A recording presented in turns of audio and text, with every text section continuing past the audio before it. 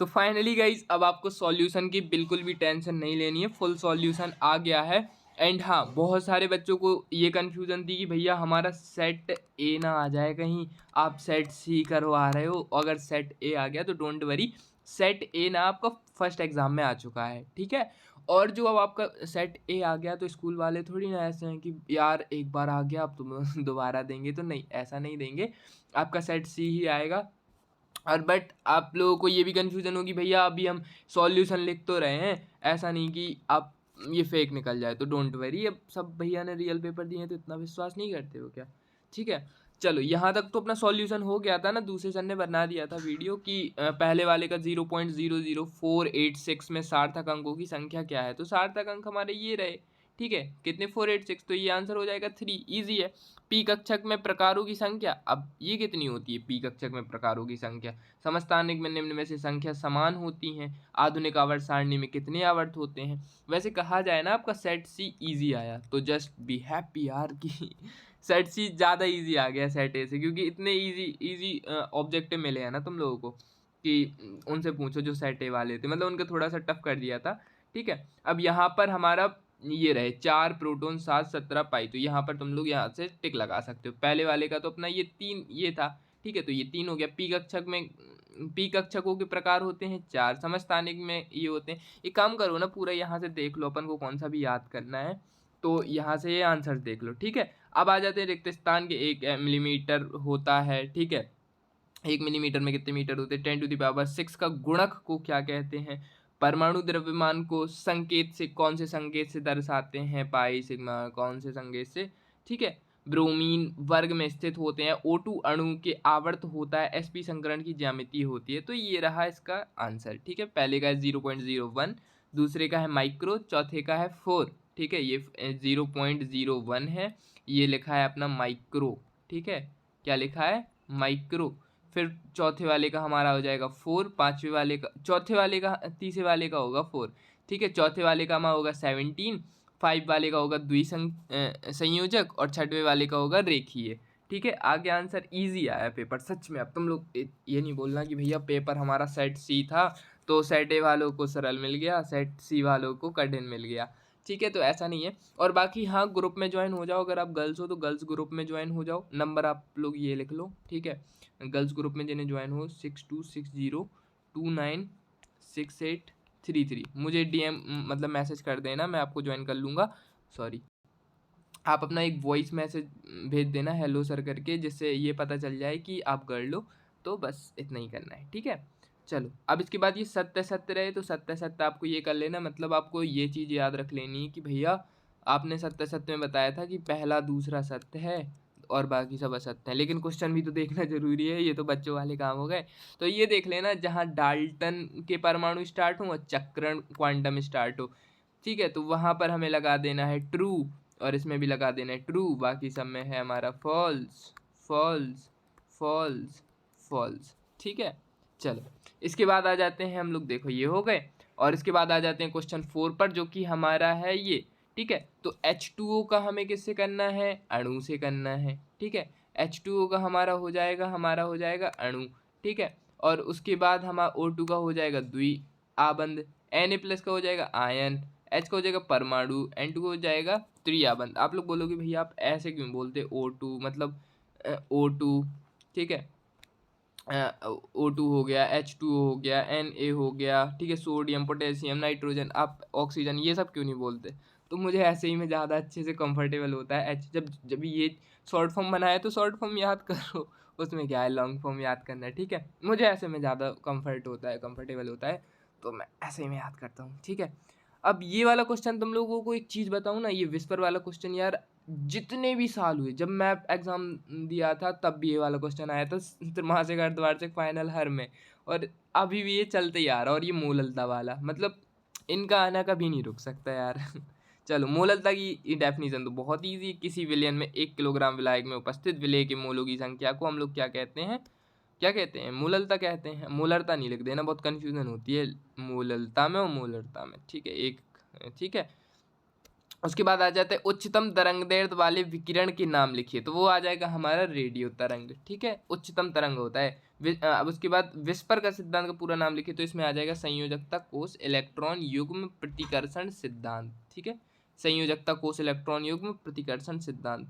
अब इसके बाद हमारा नेक्स्ट क्वेश्चन जो आता है वो आता है कार्बोक्सिलिक अम्ल में क्रियात्मक समूह का रासायनिक सूत्र क्या है।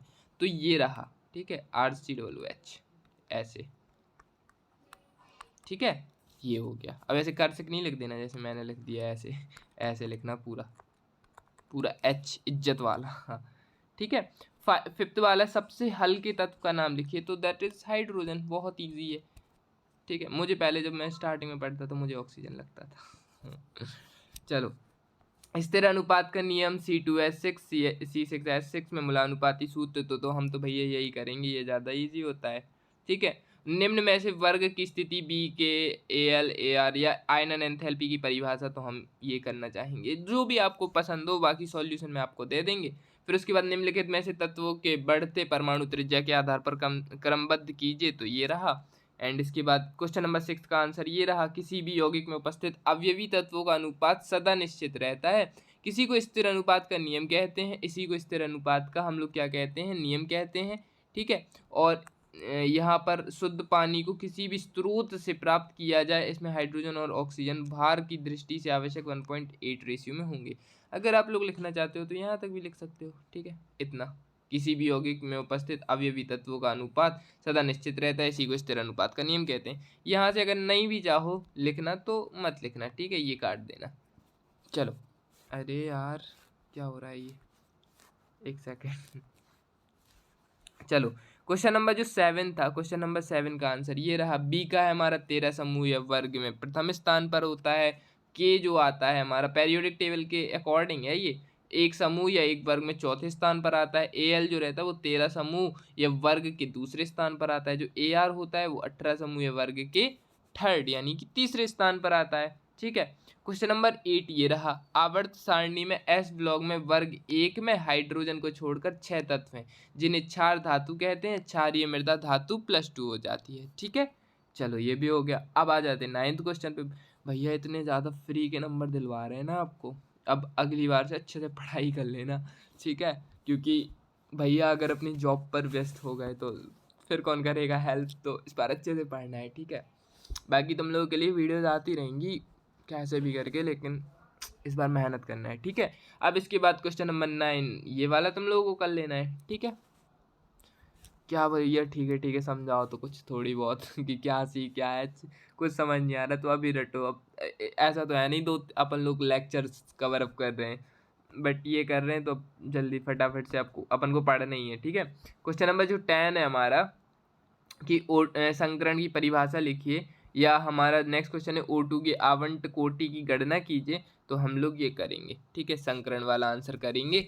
परमाणु में संयोजी कोष में उपस्थित लगभग समान ऊर्जा वाले कक्षक आपास में ऊर्जा का पुनर्विन्यास कर समान ऊर्जा तथा समान आकरण वाले उतने ही संख्या में नए कक्षकों का निर्माण करते हैं। प्रक्रिया संकरण कहलाती है। इसकी इजी भी तुम्हारे पास होगी अगर, ठीक है, इसकी काफ़ी इजी डेफिनेशन भी है, वो भी अगर तुम्हारे पास होगी तो लिख लेना। अब क्वेश्चन नंबर 11 है ना, बहुत छोटा सा है, ठीक है, भले ही 2 नंबर का है लेकिन बहुत इजी सा है। तुम लोगों को सीधे सूत्र लिख देना है CnH2n+2। CnH2n+2 कितना ईजी हो गया, CnH2n+2, ठीक है। चलो, अब इसके बाद आ जाते हैं हम लोग अपने 13 वाले क्वेश्चन पे कि 6 ग्राम जल में उपस्थित जल अणु की गणना कीजिए या सीमांत कारक अभिकर्मक की परिभाषा दीजिए। तो हम लोग क्या करेंगे बताओ, सीमांत अभिकारक माला करेंगे, ठीक है, जिसे हम लोग बोल देंगे। अगर तुम लोगों की चीज़ बताऊँगा इस, अगर जब भी तुम ऐसे हेडिंग डाल रहे हो ना हिंदी की, उसके बाद अगर तुमने ऐसे इंग्लिश में हेडिंग डाल दी लिमिटिंग एजेंट, जैसे अगर तुमने यहाँ ऊपर लिखा हिंदी की डेफिनेशन, उसके नीचे कोष्टक में अगर तुमने वो इंग्लिश में डाल दिया ना लिमिटिंग, ऐसा बढ़िया सा लगता है ना। मैं खुद टीचर हूँ और जब ऐसी कॉपी मिलती है तो एक अलग सा इफेक्ट पड़ता है कि यार बच्चा टैलेंटेड है, ठीक है। किसी भी रासायनिक अभिक्रिया में 2 अभिक्रिया कारक भाग लेते हैं, इनमें से एक क्रियात्मक कम मात्रा में व दूसरा क्रिया कारक अधिक मात्रा में होता है। तो एक देखो इसमें क्या चीज़ याद रखनी है तुम्हें, एक कम में होता है, जो दूसरा होता है वो अधिक मात्रा में होता है। यही क्रिया कारक कम, जो क्रिया कारक कम मात्रा में होता है वह पहले समाप्त हो जाता है। तो हमें ये चीज़ याद रखनी है कि एक कम में होता है एक ज़्यादा होता है, जो कम में होता है वो पहले समाप्त हो जाता है, ठीक है। चलो, उसके बाद ये 16, 17, 18, 19 क्वेश्चन आते हैं। तो ये पी ब्लॉक एस ब्लॉक वाला क्वेश्चन तुम लोग ये कर लेना, ये अपना 15th में आ जाएगा, ठीक है। उसके बाद क्वांटम वाला क्वेश्चन आ जाता है तुम्हारा, ठीक है, ये 16 17, एक सेकेंड, ये देखो ये हो गया, ठीक है। ये वाला आंसर कर लेना। क्वेश्चन पेपर तो तुम लोगों को पास पहुंच ही गया होगा ना। इसके बाद क्वांटम संख्या में कितने प्रकार होते हैं, ये शायद तक 16 वाला क्वेश्चन होगा, करेक्ट नहीं पता, 16 वाला होगा, तो ये वाला कर लेना, ठीक है। यहाँ से क्वांटम संख्याएं तुम लोग करोगे, ये आई नो थोड़ा सा बड़ा है, थोड़ा नहीं बहुत बड़ा है अकॉर्डिंग टू इतने कम टाइम में, बट ठीक है यार, क्या कर सकते हैं। आई नो मैं समझ सकता हूँ तुम्हारी प्रॉब्लम, बट गाइस ये देखो तुम लोग पेपर देख लो, ठीक है। अगर हो सकेगा तो मुझे सॉल्यूशन भेज सकते हो, जो मैंने नंबर दिया है फिर से देता हूँ, और आगे का सॉल्यूशन भेज सकते हो, बिकॉज अभी मुझे कुछ काम आ गया है, तो उस वजह से 1-2 घंटे वीडियो नहीं आ पाएंगी। अगर तुम लोग सॉल्यूशन खुद बना सकते हो तो बहुत अच्छी बात है, डाउट नोट वगैरह पर ईजिली मिल जाएगा, ठीक है। प्रमोशन नहीं है, ठीक है, मिल जाएगा ईजिली, गूगल पर, नेट पर, इंटरनेट पर मिल जाएगा, ठीक है। तो वहाँ से देख लेना, और जो मुझे भेज सकते हैं तो भेज देना, बाकी मैं अपनी नहीं तो टीम से बात कर लूँगा, तो वो कंप्लीट सॉल्यूशन करके मुझे दे देंगे, ठीक है। 6260296833। गाइस बहुत मेहनत करके पूरी रात भर ऐसे पेपर के लिए काम करना, और जैसे ही पेपर आए फिर वीडियोस वगैरह बनाना, यार इतनी मेहनत लगती है। मैं सिर्फ तुम लोगों से एक सब्सक्राइब चाहता हूँ, ठीक है। लाइक करो ना करो वो ठीक है यार, अब क्या कर सकते हैं, लेकिन एक सब्सक्राइब कर देना, और टेलीग्राम में जुड़ जाना, कि आगे चलकर हम एक साथ मतलब जुड़े रहें, कनेक्ट में रहें, ठीक है। आई नो तुम लोगों को हमारी वीडियो मतलब कम ही मेरी आवाज़ में वीडियो कम ही मिलती होंगी, एक दूसरे सारे तो वो बनाते होंगे, तो मेरे भी अब आएंगे वीडियोस, ठीक है। मैं मोटिवेशन वीडियो बनाऊंगा तुम लोगों के लिए चलो bye bye, thank you so much video देखने के लिए।